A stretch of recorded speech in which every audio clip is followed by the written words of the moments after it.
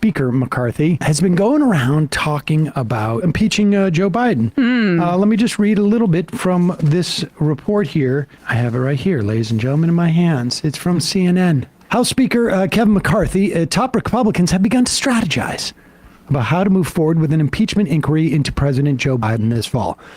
This is actually, in my mind, good news. Good news for two reasons. One, McCarthy has been telling Republicans he wants to start this process by the end of September. McCarthy has made a calculation. He's going to use this as a way to avoid a government shutdown, I think. That's a good point. The entire House Republican Conference, though, however, is not on board yet. There is, God bless you. If you recall, when the Democrats launched their first impeachment efforts against Donald Trump, there was a lot of people who were reluctant, not the least of which was Nancy Pelosi. And what the Democrats did is they moved ahead with it, sort of like started with the investigations and then had a formal vote. You don't need a formal vote to do this, to go forward with the process. But the formal vote makes it more, I guess, like, powerful in some fashion. This question as to whether they would need to hold a floor vote to formally authorize their inquiry, there is no constitutional requirement to do so. And the Republicans do not have the requisite 218 votes that they need to do this. So they can skip this vote, which would be a bad vote for someone like Mike Molinari. What's his name up in the 19th? Mark Molinaro. Mark Molinaro, or dude out on Long Island, right?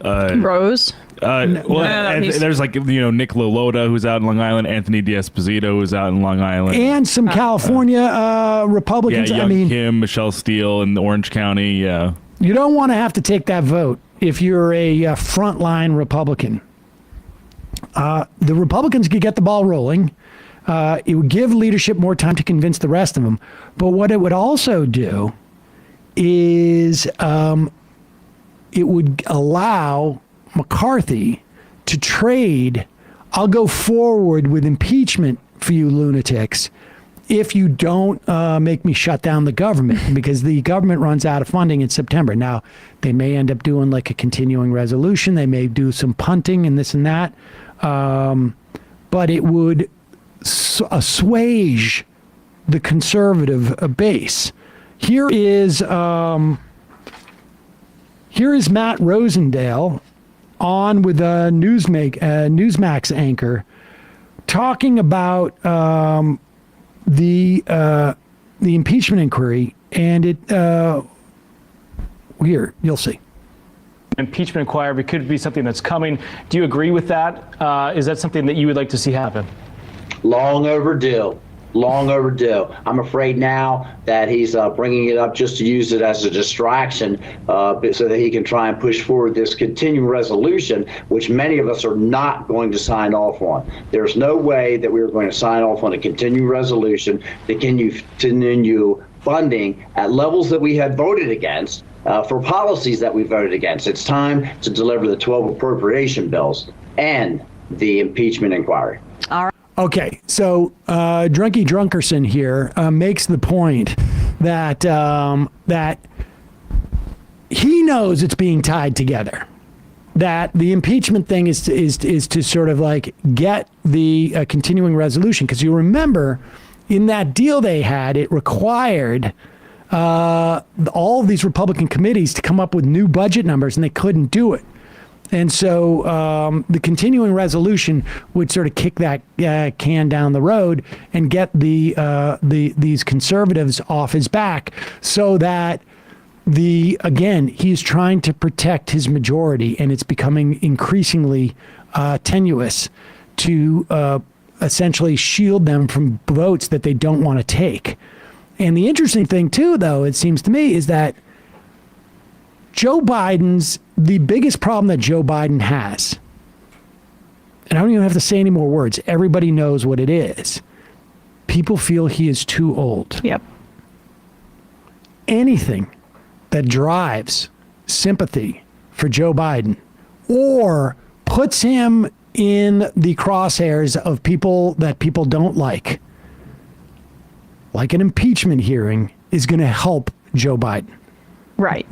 Just in the same way that it helped Bill Clinton, who also had tepid support from Democrats. And it wasn't until, remember, I mean, Bill Clinton won with 45% of the vote. Bill Clinton had tepid support from Democrats, but when Republicans went to impeach him over nothing, his approval rating jumped by 10 or 15 points. I think the same thing is going to work out for Biden in this situation, because this is why they were Or is afraid it Benghazi? I mean, I agree with you more than I disagree with you, but it's hard to, I mean, I don't think it's sticking with the general population. I think most people are already convinced that Trump is guilty of the crimes that he was accused of, especially related to January 6th. So it just comes off as slimy politician stuff. But the Republicans, I try to never underestimate their ability to craft a narrative and just hammer it home for years and years ahead of an election. Without a doubt. But they've been trying to do this for a year. I agree. And they have not been able to do it. And part of it is because with Hillary Clinton, what came out of Benghazi was not Benghazi, it was her server. Yeah. And there was already a 30-year cottage industry with dedicated to making, 30 years earlier, they were talking about her murdering somebody yes. and bringing his body to a park. And the culture war politics of her turned off much different. Yeah. And she was considered slimy. She was considered corrupt, and they were successful at making that narrative stick for years and years. But they never had anything prepared for Biden. No, well, there was. I mean, it was all the gaffe stuff, which still actually is cover for him now, right? All the gaffes that he made when he was lucid give him cover now in a wider margin. It's just Joe being Joe saying crazy stuff or whatever it is. That's why they're doing, the only thing is that he walks out on stage and everybody knows what an 80-year-old person looks like. And everybody, most people have 80-year-olds in their life. And you can be I know people who are in great shape in their early 90s.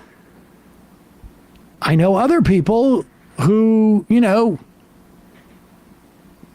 it cuts both ways. And so the one thing that you don't want to do if you're the Republicans is to do anything that distracts from Joe Biden's age. And impeaching him distracts from his age. That's it. Yeah. And I also think that the nature of what they try to go after him over that centers Hunter so much, it's just that might have worked in terms of salaciousness in the 90s. But a lot of people know somebody in their life that has addiction, and it comes off mean and cruel because it is mean and cruel. Well, here's the problem. One GOP lawmaker, this is from that CNN story, granted anonymity to speak more freely, offered an even blunter assessment. There's no evidence that Joe Biden got money or that Joe Biden, agreed to do something so that Hunter could get money. There's just no evidence of that. And they can't impeach without that evidence. And I don't think the evidence exists. Yeah.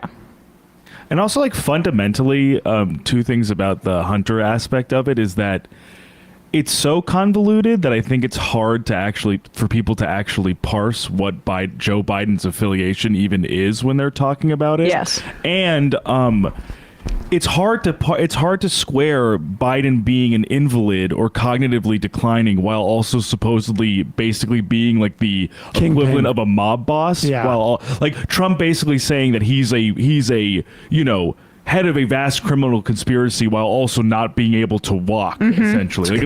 It's hard to sort of how can you be both? How can you express that coherently that he's both to voters? Yeah. Also, they have to argue gun charges should be dealt with more strictly, which is not something they're typically loving to deal with. So that's that. Teacher Dan, correct on impeaching Biden. It's just low bar adolescent dipshittiness that's a hallmark of the Republican Party. It's just a fundamentally different dynamic than it would be than Trump's was. And the Democratic Party cannot, it took them a long time to get there.